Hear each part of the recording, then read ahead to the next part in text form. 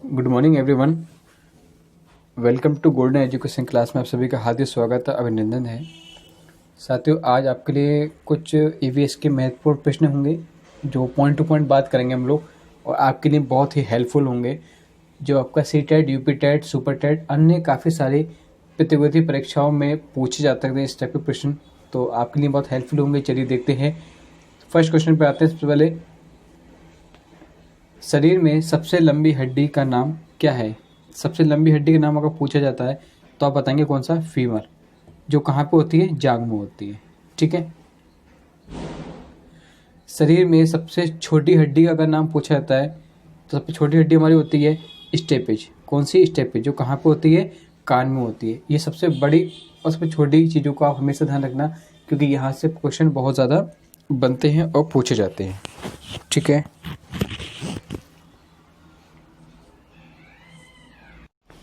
शरीर में सबसे मजबूत हड्डी का क्या नाम होता है?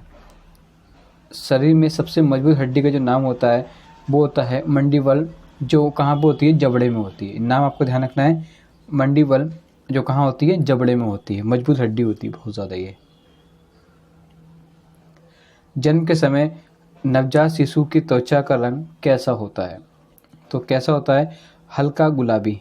कैसा होता है? हल्का गुलाबी। मतलब इसको ध्यान रखना है, वो 15 दिन के बाद त्वचा स्थायी रंग को प्राप्त कर लेती है। ठीक है। नवजात शिशु कितने घंटे सोता है?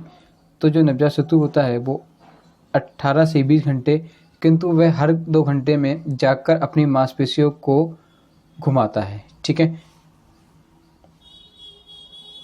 बालक का विकास 6 वर्ष तक भारत लगभग कितने प्रतिशत हो जाता है? जो बालक का विकास होता है, डेवलपमेंट होता है, वो 6 ईयर तक लगभग कितने प्रतिशत हो जाता है? तो ये हो जाता है 90%। ठीक है। कितना होता है? 90% हो जाता है। नेक्स्ट, बालक का विकास 10 वर्ष तक लगभग कितने प्रतिशत हो जाता है? 10 वर्ष की बात पूछी जा रही है, तो हो जाता है 95% तक। ठीक है। नेक्स्ट आपको दे रखा है कि बाल्यावस्था में बालक की हड्डियां कितनी होती हैं? बाल अवस्था में पूछी जा रही हैं कि बालक की जो हड्डियां होती हैं वो कितनी होती हैं। तो बाल्यावस्था में बालक की हड्डियों की संख्या 270 से 350 तक हो जाती हैं। ठीक है। ये एग्ज़ाम में बहुत ज़्यादा पूछा गया कई बार, इसलिए बिल्कुल भी इसलिए पॉइंट टू पॉइंट हमने क्वेश्चंस लिए हैं ताकि आपको सीधा आपको रिमेंबर हो जाए, याद हो जाए। नेक्स्ट रखा है, निःशुल्क एवं बाल शिक्षा का अधिकार एवं अधिनियम 2009 का विस्तार किस राज्य में नहीं हुआ? तो किस में नहीं हुआ था? 2009 का विस्तार किस में नहीं हुआ था? जम्मू और कश्मीर में। ठीक है। थोड़ी वॉइस की दिक्कत होगी क्योंकि कोल्ड हो गया, इसकी वजह से थोड़ी आपको वॉइस वर्बल दिखाई दे रही होगी थोड़ी सी।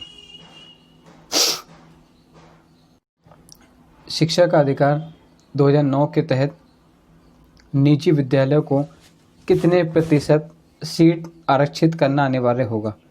तो कितने प्रतिशत करना होगा? 25%। ठीक है। निजी विद्यालय को कितने प्रतिशत? 25%।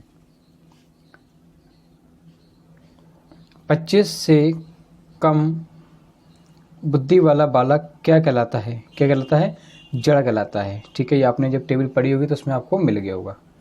यौन यदि समस्त जीवन का नहीं तो किशोरावस्था का अवश्य ही मूल तत्व है। ये किसने कहा था?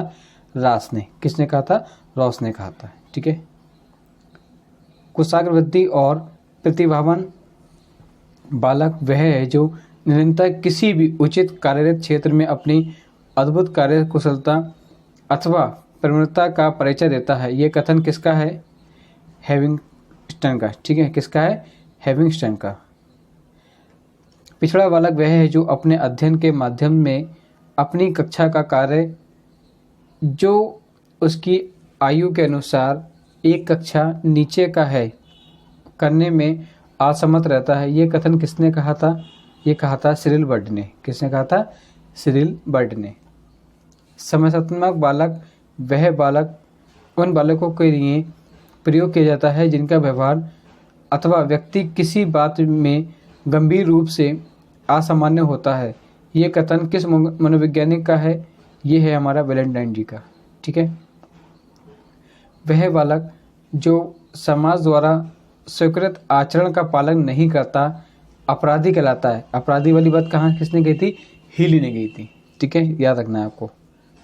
बुद्धि के किस सिद्धांत को बालू का ढेर कहा जाता है? बालू का ढेर की बात आए तो बहुत सिद्धांत को, ठीक है, बालू बहुत ज़्यादा होती है, बुद्धि बहुत ज़्यादा होती है, तो ध्यान रखना आपको बहुतत्व सिद्धांत को। व्यक्ति के चेहरे को देखकर उसकी बुद्धि का पता लगाया जा सकता है, ये कथन किसका है? लेविटर का। ठीक है, किसका? लेविटर का।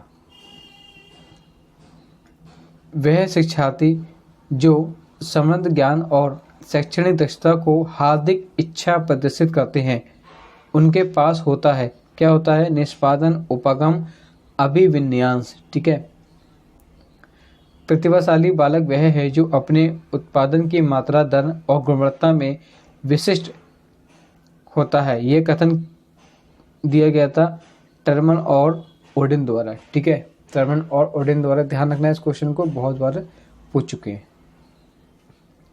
12 वर्ष के बालकों के मस्तिष्क का भार कितना होता है? तो कितना भार होता है? 1260 ग्राम। जबकि एक स्वस्थ मस्तिष्क का जो भार होता है वो कितना होता है? 1400 ग्राम होता है। ठीक है, मनुष्य के शरीर में कितनी हड्डियां होती हैं?